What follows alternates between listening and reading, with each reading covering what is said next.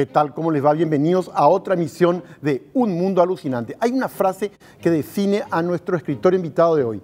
El olvido está lleno de memoria, decía el escritor uruguayo Mario Benedetti. Y hoy vamos a meternos en un baúl de la memoria de la mano del autor de este libro que enseguida lo vamos a presentar. Y comenzamos como siempre con la sección destinada a conocer bibliotecas alrededor del mundo.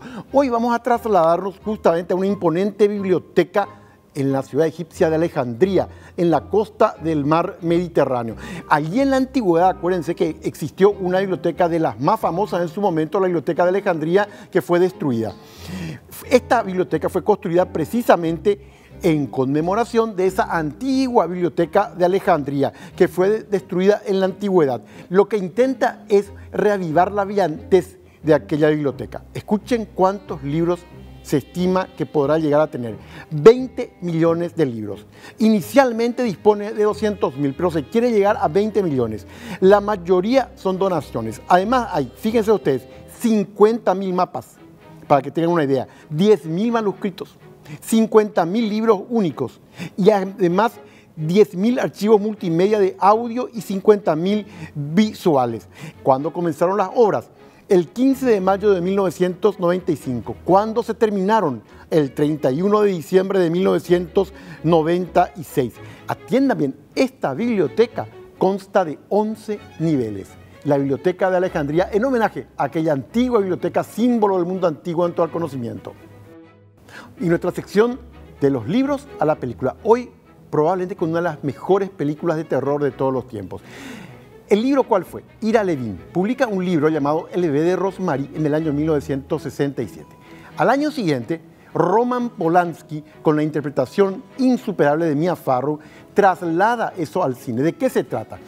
Él y ella, un matrimonio joven, se trasladan a vivir a un edificio de apartamentos en Nueva York que tiene misteriosos antecedentes. Le advierten, no vayan a ese edificio. Ellos van. Rosemary comienza a tener justamente todas las señales de un embarazo. Y en el edificio conocen a una pareja de la tercera edad que se muestran tremendamente amables con los dos y se preocupan mucho por el embarazo de Rosemary. Ahí les dejo de contar, porque la gran pregunta es, entonces, ¿de quién es el hijo que Rosemary espera? Y de por medio entra Satanás, entra el demonio. Si quieren terror de un buen nivel, El bebé de Rosemary, de Roman Polanski, inspirado en el libro del mismo nombre de Ira Levin, que había sido publicado en 1967. Y como siempre queremos saber qué le gusta leer a la gente. Lo que hicimos fue una vez más recurrir a transeúntes. ¿Qué libros recomiendan? ¿Qué libros leen? Véanlo. La última tarde de mi viejo se llama. ¿Se llama el libro? Así mismo, Paulo Coelho era que hizo. ¿De qué trata? Trata de dos ancianitos, o sea, la historia de su vida y al final se muere su señora. Y larguísimo, o sea, ¿Recomendás ese libro? sí, claro que sí. El valor que hay que tener hacia la persona, o sea, de eso prácticamente lo trataba más el libro. El último libro que leí fue Genocidio Americano. Me impactó los relatos, toda la historia. Conocer, me encantó. Le recomiendo muchísimo porque dice muchas cosas y habla de nuestra historia, principalmente de nuestra historia. Por eso recomiendo mucho. Y les prometo que les va a encantar. Está el autor Ricardo Alderete, hombre muy joven. El libro se llama El baúl de la memoria. ¿Qué recuerdos están en ese baúl que lo expresó de manera tan clara, sencilla y corta en cada una de sus frases Ricardo Alderete? Enseguida con nosotros.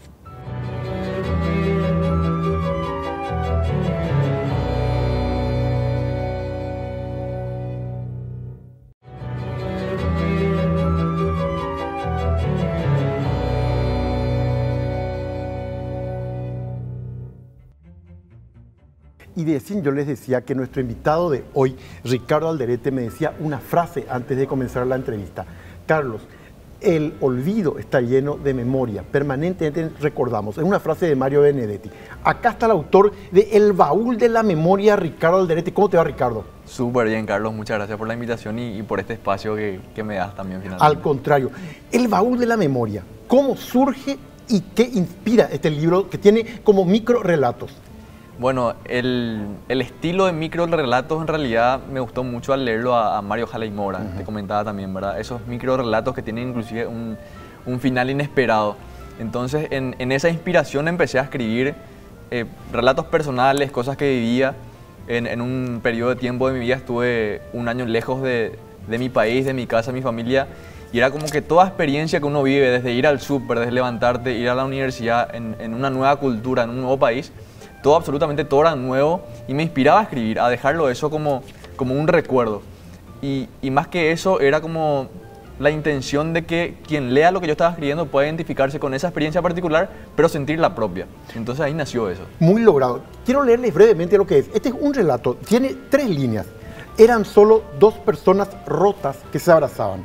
Y a medida que lo hacían, iban reparando poco a poco sus partes. Es una de las mejores definiciones de lo que es el amor. ¿Cómo surge este relato? Y bueno, siempre traté de negar el romanticismo que nace de mi persona, pero finalmente es algo que está inherente a todos nosotros. Creo que el amor es un motor que nos mueve y que nos empuja a determinadas acciones, a determinadas palabras.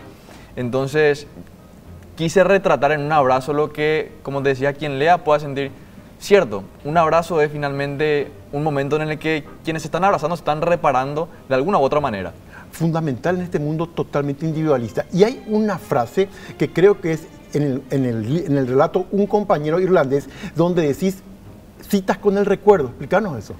Bueno, eso sí ya es un poco más personal. De hecho, que todo el libro creo que tiene cosas muy personales y muy particulares, pero quería llevarlo un poco hacia el lado ficticio para quien lea no diga, está hablando de una exnovia, está hablando de una expareja, pero sí todos tenemos algo de esa cita con el recuerdo, ¿verdad? Y no dejarla finalmente en el olvido. Creo que el momento en el que más recordamos, en el que más nuestra cabeza como que está activa es antes de dormir.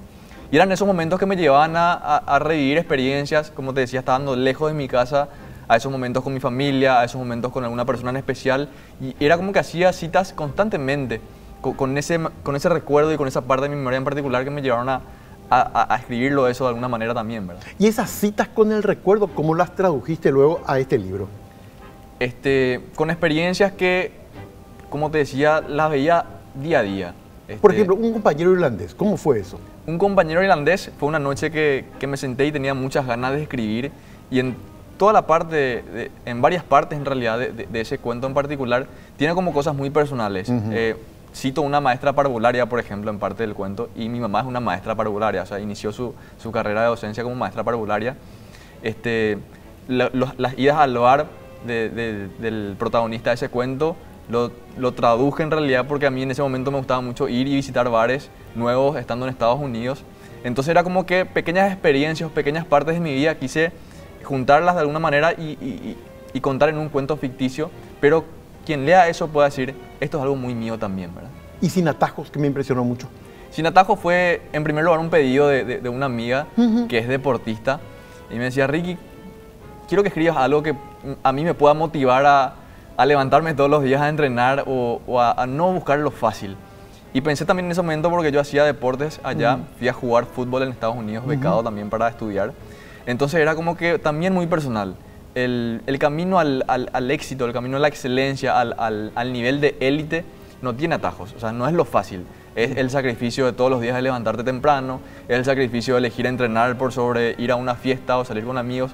Es un sacrificio constante, entonces quise retratarlo en eso. O sea, el camino a esa excelencia finalmente no tiene atajos, es elegir lo más difícil, pero lo que te va a llevar a ese final. Eso queda, nada fácil merece la pena. Así, hay siempre un esfuerzo para lograr algo. Siempre hay un esfuerzo y un sacrificio, por sobre todo, para llegar a esa excelencia. Y hay un tema que acabamos de hacer notar, un prólogo de Mirta Roa, cuando ella habla de elementos del subconsciente tuyo que están plasmados en el libro. ¿Eso podría explicarnos? Sí, como era Mirta la encargada de guiarme en este proceso, en este lindo proceso de la elaboración del libro, en una de esas idas y vueltas entre mensajes de mail, ella me escribe una parte de lo que está ahí justamente en el preprólogo, de lo que le gustó del libro y de lo que ella consideraba que era este baúl de la memoria. Y eso no estaba todavía previsto para integrar el libro. Ajá. Y me gustó tanto que le dije, Mirta, quiero que esto esté en el libro. Puede ser incluir esta parte en el libro. Y así fue que ese relato que ella me dio del libro, de lo que le sentía, de lo que sentía al leer lo que escribí, quise integrarlo al libro. Pero ya lo creo. Y acá está la cita, ahora encontré, que me impresionó, yo la había subrayado, página 23. En vez de correr al olvido, hago citas con el recuerdo. ¿Cómo surge esto? Porque creo que constantemente nosotros tratamos de olvidar malas experiencias, de olvidar cosas que de alguna manera nos dañaron, de olvidar cosas que nos hicieron sentir de menos o experiencias negativas. O sea, nuestro subconsciente siempre trata de eliminar lo malo y solamente retener lo bueno, que está bueno, ¿verdad? O sea, que es normal. Entonces, en ese proceso del olvido, dije, bueno, quiero retratar que por más que nosotros constantemente estamos tratando de olvidar lo malo, en ese proceso de olvidar, hacemos cita con lo nuevo, con lo que ahora sí podemos experimentar. Por más que queramos olvidar lo malo, ahora sí me animo a volver a experimentar algo que quizás antes fue una mala experiencia, pero ahora decido no dejarla ir, ¿verdad? Y en esta maravillosa etapa, por cierto, entonces, ¿qué vos quisiste realmente meter dentro del baúl de la memoria? Y experiencias personales y experiencias de la gente. La tapa es muy significativa porque es el baúl que nos dejó mi abuela, un baúl que pasó prácticamente de generación a generación, y encima del baúl en realidad hay varios recuerdos. Tenemos casi como una tradición tácita en la familia que cuando alguien viaja tiene que traer algo y ponerlo encima del baúl. Y ponerlo encima del baúl. Ahí están recuerdos de distintos lugares del mundo y también un ukelele que me gusta mucho el sonido y la música que tiene el ukelele. Entonces era algo muy particular, muy personal, pero también que represente algo que cualquiera puede integrar en su propio baúl. Te puedo asegurar, este baúl tiene esta cualidad, que los que leemos sobre el baúl nos sentimos identificados con lo que está escrito, nos ocurre a todos. Y ahí venía una pregunta que te iba a hacer justamente. ¿Qué fue cuando vos me dijiste, a mí me influyó mucho Mario Benedetti? ¿En qué sentido? Porque a mí también, y coincidimos en el gusto por la tregua. ¿Qué te dejó Mario Benedetti? Lo que más me gusta de Mario Benedetti es la sencillez con la que él relata una experiencia, una vivencia, un cuento, y lo hace tan sencillo, tan fácil de entender, que sentís como que vos pudiste haber escrito eso, o vos pudiste haberlo vivido. Entonces, esa fue una motivación, una inspiración, porque básicamente todo lo que yo leía hasta ahora de Mario Benedetti me hacía o me trasladaba a un momento de mi vida, a una parte de mi memoria que la revivía leyéndole a él. Entonces, ese también fue una gran inspiración y motivación para finalmente lo que es el título, ¿verdad? Sin que sea una pregunta íntima, pero aquí evidentemente hay otras personas metidas en el baúl de la memoria, afectos y amores. Sí, definitivamente. O sea, personas que pasaron en mi vida, personas que no están, personas que siguen estando. Entonces es como un conjunto de todas esas cosas. Creo que finalmente todas las personas con las que nosotros nos cruzamos nos dejan algo. Entonces también eso es muy parte del baúl de cada uno. Algunos quieren exponerlos, otros no, deciden guardarlo. ¿Y qué te decidió a vos exponer esto en el baúl de la memoria? Finalmente, el no tener miedo a que se exponga esa parte personal, porque sé que todos los vivimos. O sea, como te decía, quien lee no me va a decir, a Ricky nomás le pasa esto, o fue muy exagerado nomás, o quiso exponerlo nomás. Esa es la gran virtud que yo creo, que esto que está escrito nos llega a todos. Exacto. Entonces, y de manera breve. Y esa era la idea, que otra de las cualidades que quería tener en el libro era esa brevedad, porque considero que tengo una atención muy dispersa. O sea, me desconcentro fácilmente haciendo algo, escribiendo algo. Cuando escribo 5 minutos, 10 minutos y después tengo que estar haciendo otra cosa. Entonces, esos cuentos o relatos cortos hacían que yo me pueda concentrar exclusivamente en eso, y quería que quien lea pueda hacerlo de esa misma manera. No hace falta leer el libro desde que inicia hasta el fin, sino que puedes leer 2 o 3 relatos y te llenan esos 2 o 3 relatos. Ese fue el mecanismo que yo utilicé. Leía 2 o 3 relatos, después volvía a otros 2 o 3 y evidentemente llega a hondo. Y hay una cita de Borges que me impresionó, aquello de que la memoria finalmente es un montón de espejos rotos. ¿Por qué pusiste eso? Quise retratar también en frases de autores nacionales y extranjeros lo que ellos pensaban acerca de la memoria, o sea, cómo juntar todas esas experiencias, y porque finalmente coincido con eso, o sea, es como que la memoria está lleno de cristales, espejos rotos, que si uno los junta es como que hacen una imagen entera. Entonces, si vos lees el libro, por más de que sean relatos y cuentos independientes, si vos juntás, es un todo, o sea, es un Ricky Alderete en su plenitud, es un Carlos Martini en su plenitud, de las experiencias que vivimos constantemente. Y ahí tocaste el tema. ¿Y quién es Ricky Alderete en su plenitud? Y es una persona que constantemente vive y quiere vivir nuevas experiencias. O sea, creo que ahí está solamente un 10% de lo que es Ricky Alderete. Creo que ahí está un 5 o 10% de lo que puede ser Carlos Martini o de quien lea. O sea, ese libro no puede tener en su conjunto todo lo que es una persona, porque constantemente estamos teniendo experiencias, reviviendo experiencias. Hay cosas que inclusive no incluí en el libro porque no me acordaba, pero en el proceso me fui acordando y ya simplemente no lo incluí, ¿verdad? Entonces, respondiendo a esa pregunta, creo que Ricky Alderete es una persona que sigue viviendo nuevas experiencias y en base a las virtudes, defectos, victorias y fracasos se sigue reconstruyendo día a día. Mirta Roa, que tiene una gran experiencia, ella, la hija de Augusto Roa Bastos, Sí. ¿qué te dijo cuando leyó este libro? Ella, justamente lo que escribió en el preprólogo, ¿verdad? Que era un recorrido en el subconsciente, me dijo que le gustó mucho a lo que le llevaba el leer esos retratos, esos cuentos cortos. Para mí fue un tremendo honor y privilegio que sea ella la que me ayudó en todo ese proceso. De hecho, que fue un honor y privilegio también el que vos lo hayas leído, así como también Bernardo Neri, Sí. que estuvo en la presentación. O sea, creo que inclusive para agradecer o para manifestar el honor y el privilegio que tuve en todo este proceso, otro libro se quedaría corto en ese agradecimiento, ¿verdad? Pero lo de Mirta fue realmente también una motivación, una inspiración y un impulso a lanzarme a eso. Que tener su aprobación o que ella me esté ayudando en ese conjunto de relatos era para mí fascinante también, ¿verdad? Como en un círculo. Al final de la entrevista comienzo con lo que había dicho de Mario Benedetti. El olvido está lleno de memoria. ¿Es así? El olvido está tan lleno de memoria que no caben las remembranzas, decía Mario Benedetti, y es totalmente cierto. Muchísimas gracias por acompañarnos, Ricardo. Un gran saludo y felicidades por el libro. El libro ya está en venta en las librerías. Está en venta en Servilibro, exactamente. Servilibro que está en la Plaza Uruguaya a 35.000 guaraníes. Un gran saludo. Muchas gracias, Carlos. Volvemos nosotros enseguida.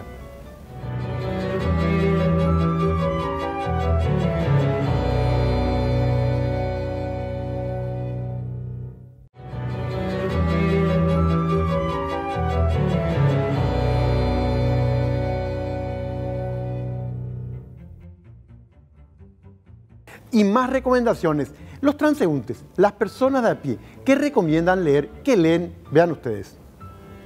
Mayormente los libros que suelo leer son de Mario Benedetti, el escritor uruguayo. Ahora vuelvo casi siempre, es como que mi libro de cabecera, ¿verdad? Porque habla mucho del cotidiano. Hombre mirando al sur, De Mario Benedetti. de Mario Benedetti. ¿Por qué recomendás?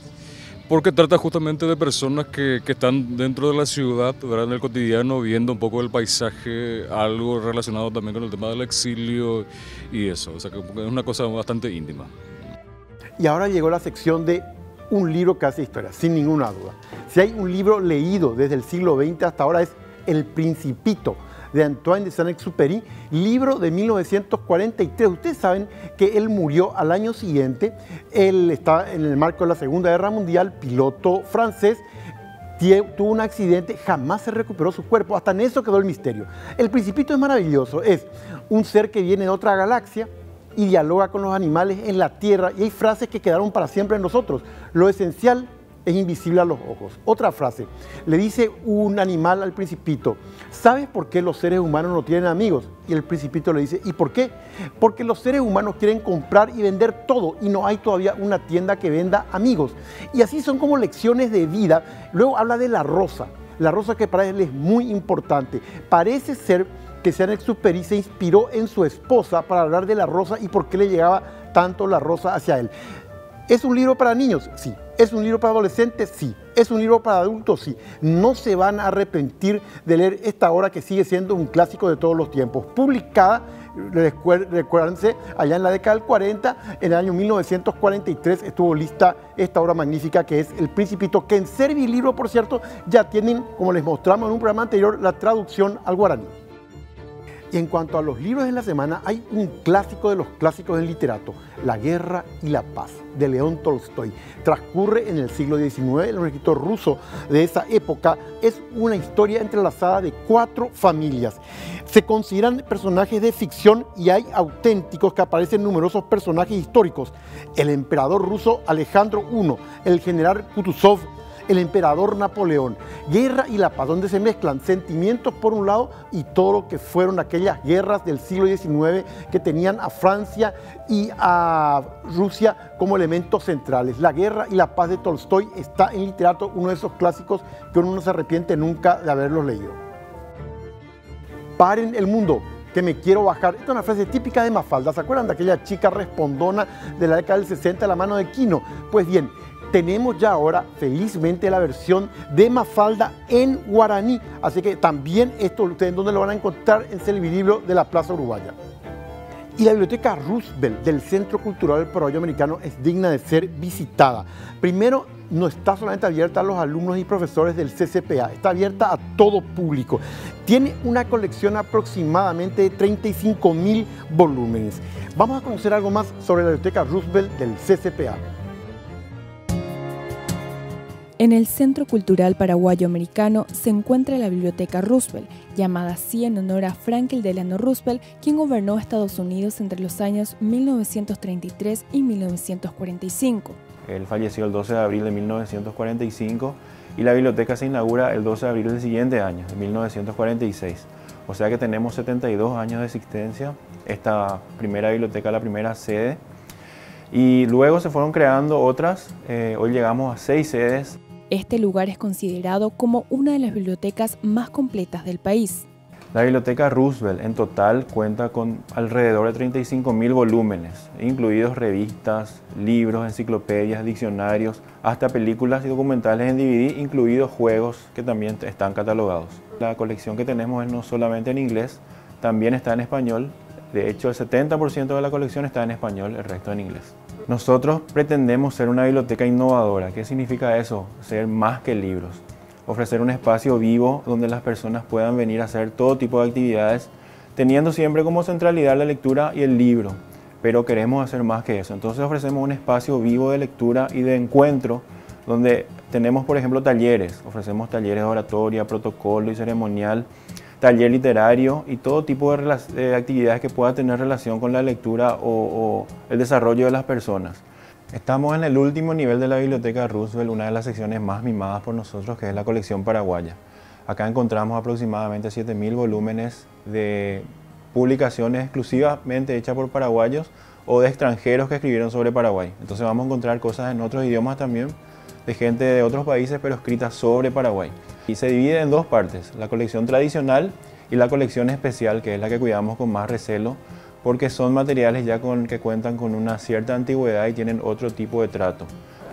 Estamos en el sector más novedoso de la biblioteca. Esto se inauguró hace 2 años, cuando la biblioteca cumplió 70 años. Es el Roosevelt Computer Lab. Es un espacio de interacción tecnológica con nuestros usuarios, donde se hacen charlas, videoconferencias, cursos usando la tecnología, y también vienen los alumnos de los cursos de inglés con sus profesores a hacer refuerzo del idioma con los materiales que ellos cuentan. Roosevelt es una de las pocas bibliotecas públicas de Paraguay que ofrece el servicio de préstamo a domicilio de libros. Si una persona necesita llevar los libros a su casa, tiene que asociarse, y las tarifas van en aproximadamente entre 60.000 y 120.000 guaraníes, dependiendo si es estudiante o un profesional. Eso le da derecho a llevar hasta 3 libros por vez, incluidas también una revista o documentales, por el término de 10 días. Luego de eso tiene que hacer una renovación, extensión del préstamo, pueden ser por 10 días más. Si bien es un lugar abierto para todo público, son los niños y jóvenes universitarios quienes más visitan esta biblioteca, y estos son los libros más consumidos por los mismos. Entre las principales están las novelas y la colección de universitarios, que es la que principalmente se lleva. Otro segmento que se consulta mucho es la sección infanto-juvenil, donde tratamos de promover mucho el préstamo entre los niños. Como siempre digo, a lo mejor los niños en un primer término vienen a la biblioteca y a lo mejor no prestan libros todavía, pero uno de nuestros objetivos es que ellos se familiaricen con lo que hay en la biblioteca. Probablemente vengan a jugar las primeras veces, pero después ya saben que van a encontrar acá textos, o cuando van creciendo, ¿verdad? Entonces es un impulso grande que damos de la promoción de la lectura desde edades tempranas. El horario de atención de la Casa Central es de lunes a viernes de 9 a 19 horas y los sábados de 7:45 a 13 horas. Y volvemos al principio, con Ricardo Alderete, el baúl de la memoria, en este homenaje a Mario Benedetti como inspirador de tantos relatos. El olvido está lleno de memoria. A pesar de que querramos olvidar, algo que nos impactó queda siempre en nosotros. Nos vemos el próximo fin de semana.